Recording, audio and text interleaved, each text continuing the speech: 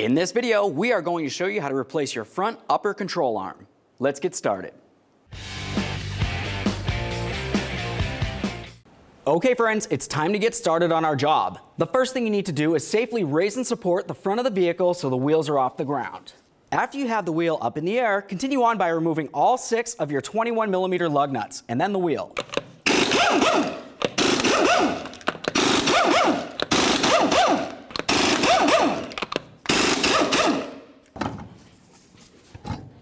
Now let's take one of our lug nuts and a spacer. We're going to use this to hold the rotor in place while we continue. Now we have a nice clear view of our upper control arm area here. You've got one mounting nut right out in the open. The rest of the mounting hardware is located in this area. If you were to follow the arm all the way back to where it connects onto the frame, you'll find that you have 2 bolts, one on the forward side here and one on the rearward side. Now obviously you could try to get into this area, but generally it's a little bit hard to get to the mounting hardware. For me personally, I'm just going to remove this wheel well. Let's go ahead and start removing this. You're going to find several push clips and you'll also find some Phillips head screws.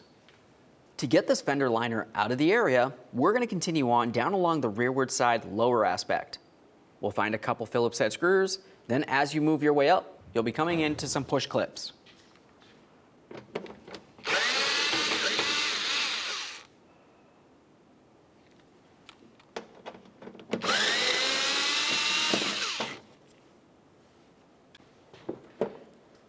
Now these are a special type of push clip. They actually have a locking tab, and when you pop that out, it has a hinge and it slides out of the way.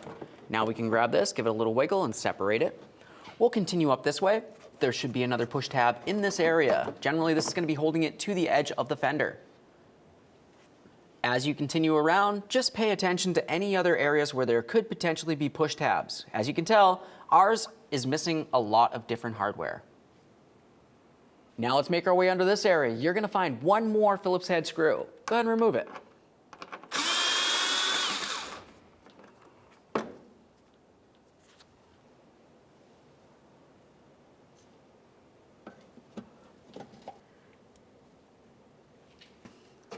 As you get towards the last clip, keep in mind there isn't much else holding this into position. I don't want it to fall down and potentially hurt you.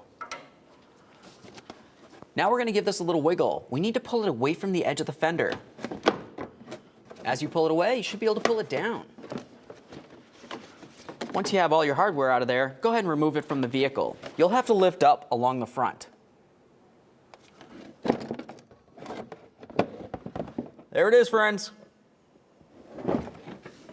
Now before we start taking apart the upper control arm, I want to make sure that once we get this area apart, there's no way that this knuckle can come forward and potentially hurt me or even damage something along the way. That can fairly easily be done by using a bungee cord or a rubber strap. I'm just going to go right into the frame area.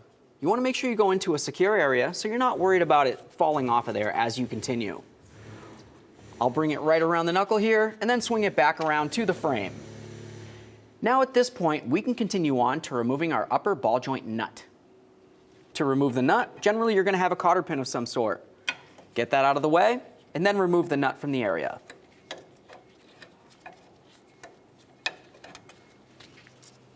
The next thing we'll do is use a hammer. I'm going to hit along this area of the knuckle, trying to cause some vibration. As that happens, the ball joint stud going through the knuckle should want to break free and slide down.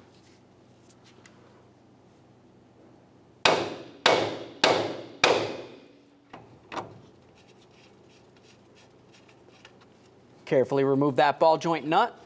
Remove the knuckle from the upper control arm. Before we start removing any other hardware, pay attention to the height of the upper control arm. You'll notice that it's not resting in the fully down position. It's in the original ride height position. It's important to note, so when you put in the new control arm, you want to have it in approximately the same position. Now we can move along to where the upper control arm connects onto the frame. What you'll notice is you have a through bolt that comes through from the rear towards the front. On the front, you're going to have a 19mm nut. Now for this forward bolt, I'll use a 17mm wrench to hold the head. Once I have that on there, I'll continue on to my 19mm socket to remove the nut. After we get that off of there, give it a quick inspection and then start it back on a couple threads.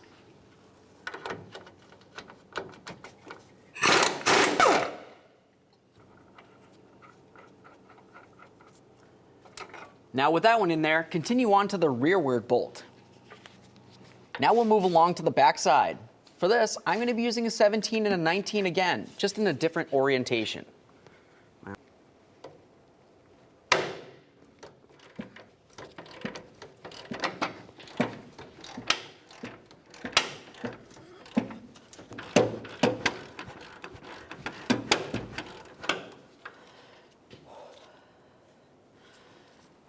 Now we can slide that bolt out of its position.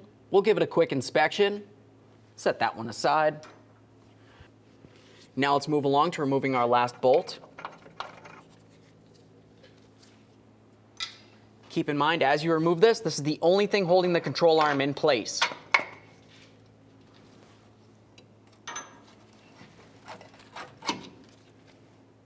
There it is, friends.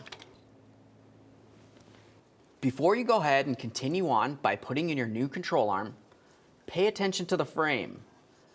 You want to make sure that it's not rotted or damaged along this area on all of the sides where the control arm bushings are going to be.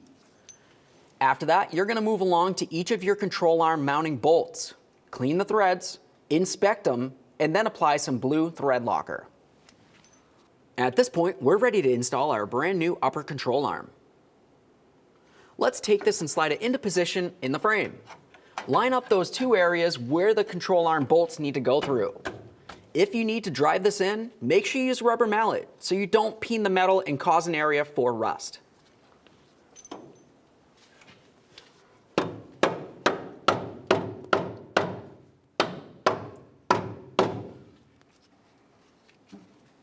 Now, once you have that in place, continue on with both of your mounting bolts. We'll slide those through from the rear towards the front.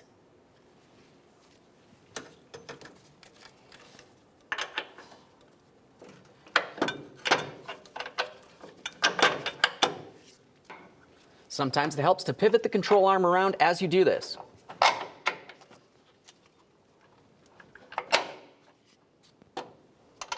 Start on each of your mounting nuts.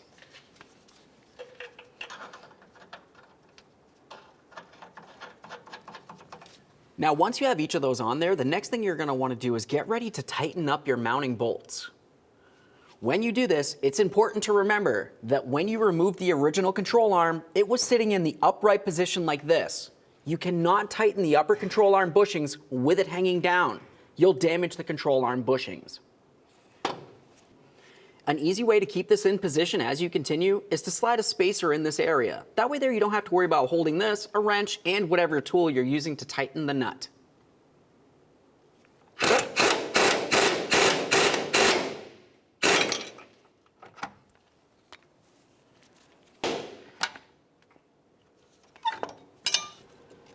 Now we can remove the wood.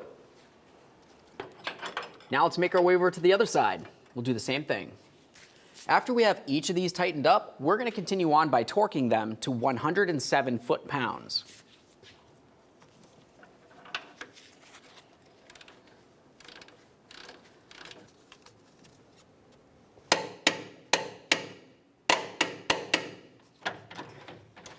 Do the same to the other side.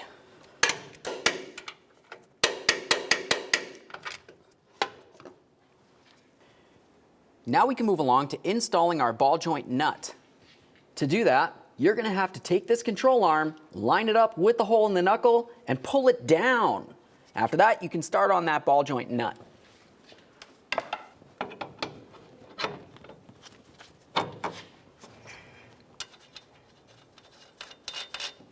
Now we'll use a 22mm socket to snug the nut, and then we'll torque it to 58 foot-pounds.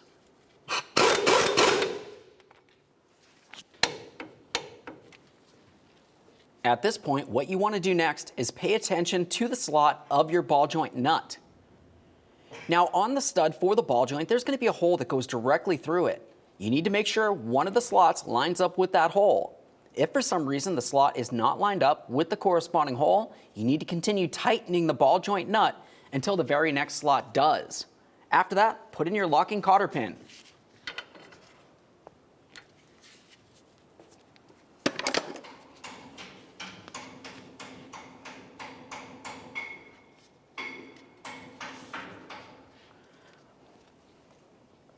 Make sure you peen it over so it's completely locked in.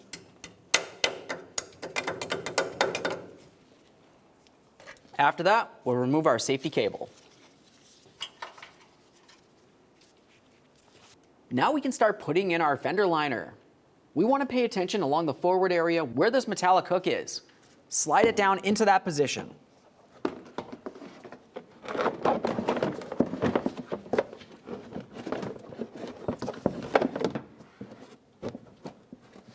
Once you have that slid down, this area should line up so you can put in your push clip.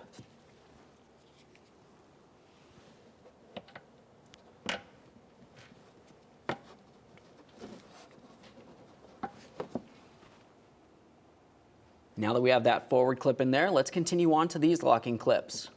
What you want to do is come over to the area of the fender liner that has the mounting holes. We'll take this and slide it right on over. Should clip right in. We'll go down the line and do the same.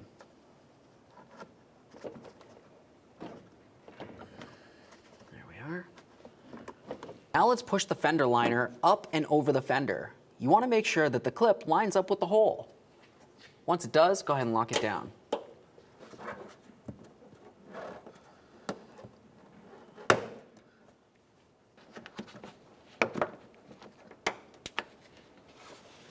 Continue on to your mounting screws.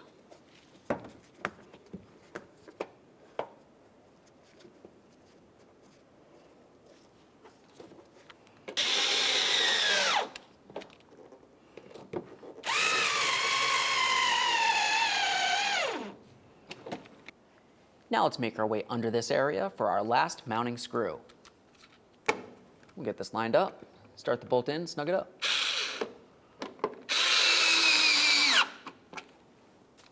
All right, at this point, you just want to put in the rest of the mounting hardware that your vehicle might have had that ours was missing. Now we can remove our safety lug nut and spacer.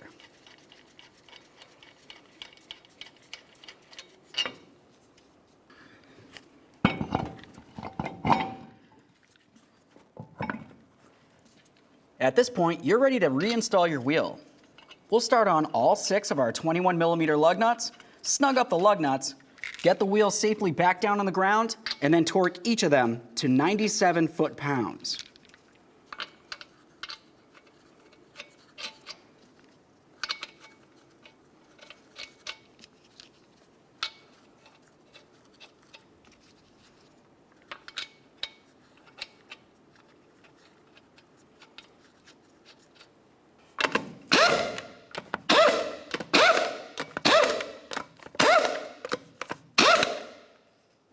With the wheels safely back on the ground, we'll torque these in a crisscross manner.